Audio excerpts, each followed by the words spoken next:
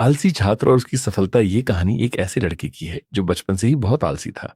पढ़ाई में उसकी कोई रुचि नहीं थी और वो हमेशा तलमतोल करता था। लेकिन एक घटना ने उसकी जिंदगी बदल दी और उसे सफलता की ऊंचाइयों तक पहुंचा दिया। ये कहानी संघर्ष, आत्म सुधार और दृढ़ निश्चय की है। राजू नाम का एक लड़का था जो बहुत आलसी था। वह छोटे छोटे काम करने में भी बहुत सुस्ती दिखाता था। सुबह जल्दी नहीं उठता, स्कूल के काम टालता और परीक्षा के समय किताबें खोलता ही नहीं था। उसके माता पिता बहुत परेशान रहते।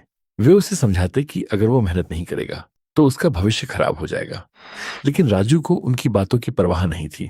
वह सोचता कि कल कर लेंगे, और ये कल कभी नहीं आता था। राजू की ये आदत उसके स्कूल के परिणामों पर असर डालने लगी। उसके नंबर लगातार गिरते जा रहे थे।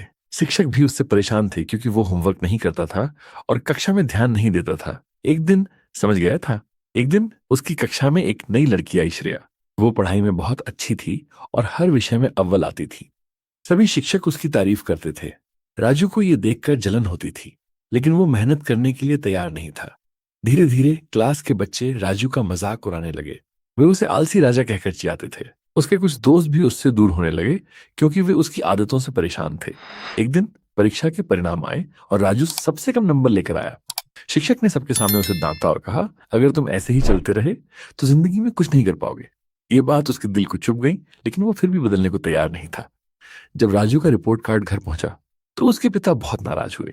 उन्होंने उसे डांटा और कहा, अगर तुम अपनी जिंदगी खुद नहीं संभालोगे तो कोई और भी तुम्हें नहीं संभाल पाएगा। राजू ने पहली बार अपने पिता को इतना नाराज देखा था। मन भी बहुत दुखी थी।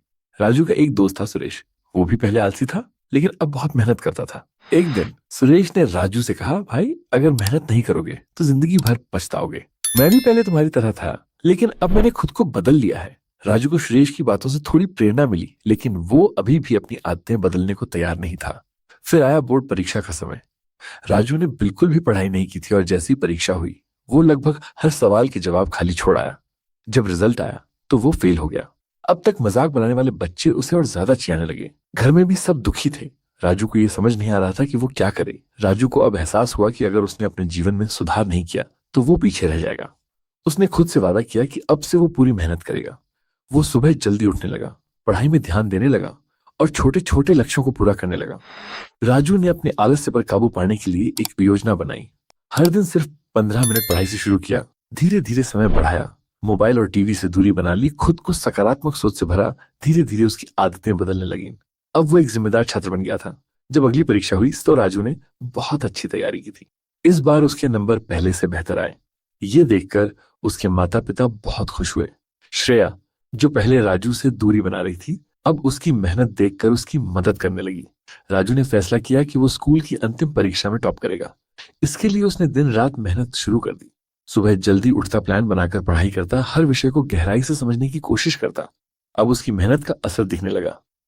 जब परीक्षा हुई तो राजू ने पूरी तैयारी के साथ पेपर दिया। कुछ महीनों बाद जब रिजल्ट आया तो उसने पूरे स्कूल में टॉप किया था। पूरा स्कूल हैरान था कि जो लड़का सबसे आलसी था वो अब सबसे मेहनती बन चुका था। इस सफलता ने राजू को और प्रेरित किया। उसने कॉलेज में भी मेहनत जारी रखी और अपनी पढ़ाई पूरी करने के बाद एक बड़ी कंपनी में नौकरी पा ली।